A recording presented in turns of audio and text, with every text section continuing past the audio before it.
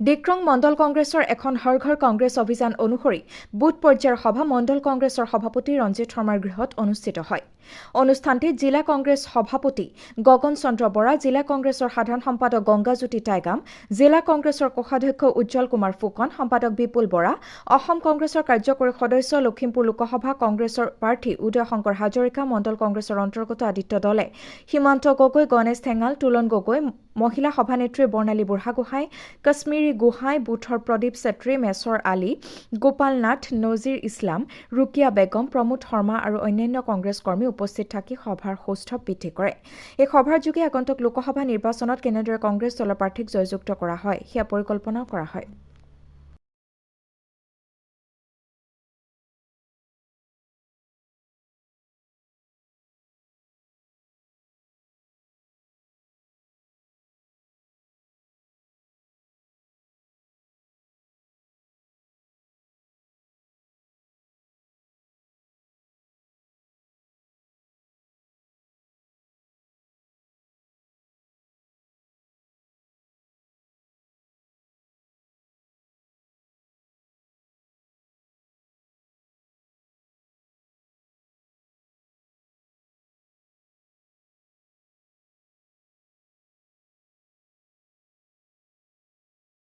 আমাৰ ফালৰ পৰা আপোনালোকক ধন্যবাদ দিছোঁ আৰু মই গগন দাক কিছু কথা ক'বৰ কাৰণে মই অনুৰোধ জনাইছোঁ।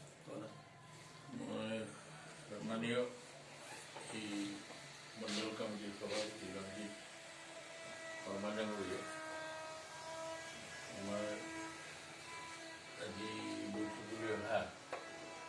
অসম প্ৰদেশ কংগ্ৰেছ কমিটিৰ ৰাজ্যিক কাৰ্যনিৰ্বাহক উদয় শংকৰ হাজৰিকা ডাঙৰীয়া, আমাৰ গংগাজ্যোতি টাইগাম, জেনেৰেল ছেক্ৰেটাৰী কেতিয়াৰ উত্তম ফুকন, জেনেৰেল ছেক্ৰেটাৰী বিপুল বৰা প্ৰমুখে আপোনালোক আমাৰ PCC, BLA, PCC কমিটিৰ সভাপতি আমি পাতিছোঁ।